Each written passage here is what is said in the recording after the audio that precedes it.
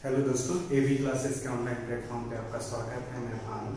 आज हम लोग जनरल स्टडीज में बच्चे हम लोग इतिहास में बच्चे हम मुगल शासन और मुगल शासन में जो महत्वपूर्ण शासक हैं और उन महत्वपूर्ण शासक के समय में जो घटनाएं घटित हुई हैं उन घटनाओं को देखेंगे, क्योंकि ये घटनाएं हमारी परीक्षा के लिए महत्वपूर्ण होती हैं। क्योंकि हर एग्जामिनेशंस में मुगल शासन में जो महत्वपूर्ण शासक हैं बच्चों, उनके समय में जो भी घटनाएं घटित हुई हैं या उनका जो प्रशासन था बच्चों, उनसे संबंधित प्रश्न पूछे जाते हैं बच्चे।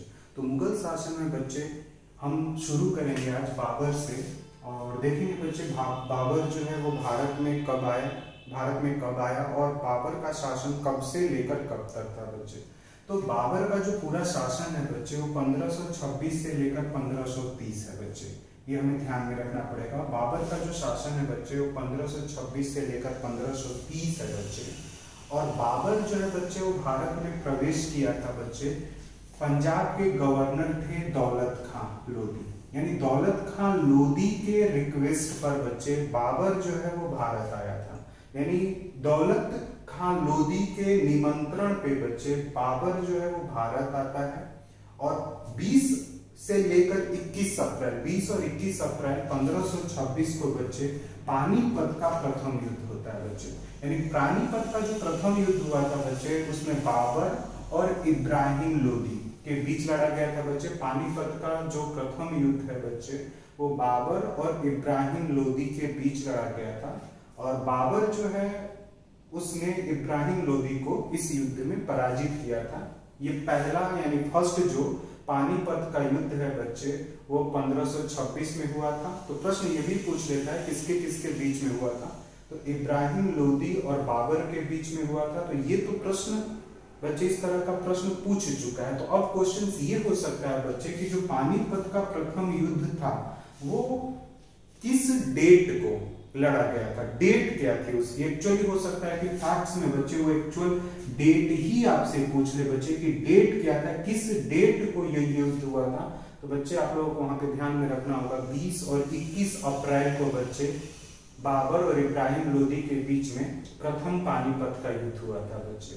उसके बाद भारत में बच्चे बाबर को अपने शासन को स्थापित करने के लिए बच्चे कई और भी युद्ध लड़ने पड़े बच्चे। पानीपत के प्रथम युद्ध के पश्चात बाबर ने राणा सांगा के साथ बाबर ने बच्चे खानवा का युद्ध लड़ा। खानवा का युद्ध यानी जो खानवा का युद्ध है बच्चे वो राणा सांगा और बाबर के बीच में हुआ था और पानीपत के पश्चात हुआ था। पानीपत युद्ध के पश्चात जो युद्ध हुआ, जिस युद्ध को बाबर और राणा सांगा के बीच में जिस युद्ध को हम देखते हैं बच्चे वो खानवा का युद्ध है जो 1527 में हुआ था, 1527 में।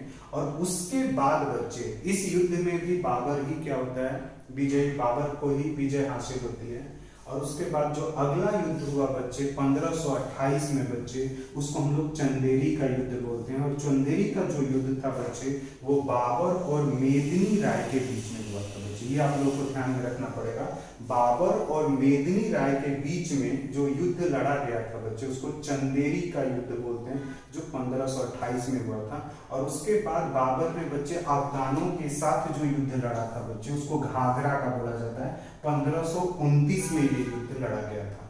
तो हो सकता है बच्चे प्रश्न ये पूछ ले, हो सकता है आपको, ठीक है ना, अरेंज करने के लिए दे दे, क्रोनॉलॉजिकली अरेंज करने के लिए भी प्रश्न दिया जा सकता है बच्चे, जिसमें वो युद्ध दे देगा और उनको डिसअरेंज करके रखेगा प्रश्न में बच्चे। आपको उस प्रश्न को अरेंज करना होगा। तो जब तक आपको पता नहीं होगा बच्चे कि पानीपत का युद्ध कब हुआ है, खानवा का युद्ध कब हुआ है, चंदेरी का युद्ध कब हुआ है, अफगानों के साथ घाघरा युद्ध कब हुआ है, तब तक प्रश्न को सॉल्व करने में दिक्कत होगी बच्चे। तो जब हम जनरल स्टडीज के प्रश्नों को करते हैं बच्चे तो वहां पे हमें फैक्ट्स को भी ध्यान में रखनी होती है और उस विषय के बारे में हमारी थोड़ी सी समझ भी होनी चाहिए बच्चे, क्योंकि जो क्वेश्चंस होंगे वो फैक्ट्स बेसिस होंगे बच्चे। वहां पे जनरली आपसे फैक्ट से ही पूछा जाएगा। तो जैसे खानवा का युद्ध आप लोगों को ध्यान में रखना है, चंदेरी का युद्ध कब हुआ ये हमें ध्यान में रखना होता है, घाघरा का युद्ध कब हुआ है बच्चे ये भी हमें ध्यान में रखना है। एंड 1530 में बच्चे बाबर की मृत्यु हुई। तो ये डेट भी हमारे लिए इंपॉर्टेंट है बच्चे कि 1530 है बच्चे, इसमें बाबर की मृत्यु होती है। और बाबर को दफनाया कहाँ गया बच्चे, तो जनरली आपको ऑप्शन में बच्चे काबुल देखना पड़ेगा। बाबर जो है, बाबर को काबुल पे दफनाया गया था।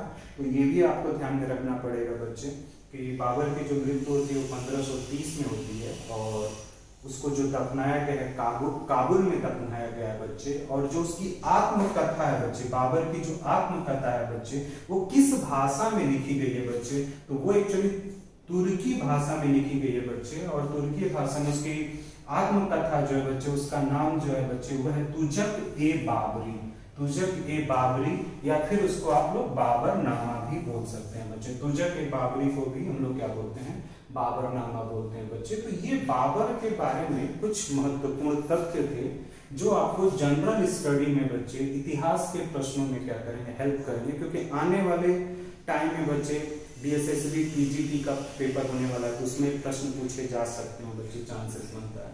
UP PGT का प्रश्न पेपर होने वाला है बच्चे, उसमें UP GIC का पेपर होने वाला है उसमें। तो इस तरह के मुगल शासन से बच्चे बाबर के बारे में जो महत्वपूर्ण बिंदु थे ये मैंने आप लोगों को बताया। अगली क्लास में हम लोग हुमायूं से संबंधित कुछ महत्वपूर्ण बिंदुओं को देखेंगे जो प्रश्न के लिए क्या हो सकते हैं, महत्वपूर्ण हो सकते हैं। तो बहुत डीप में जाने की जरूरत नहीं है, आपको इन फैक्ट्स को अगर आप ध्यान रखते हैं तो कहीं ना कहीं आपको परीक्षा में, इसके पर जो एग्जाम्स हैं उस एग्जाम्स में आपको कहीं ना कहीं इन फैक्ट्स का एक तरह से आपको हेल्प मिल सकता है। Thank you.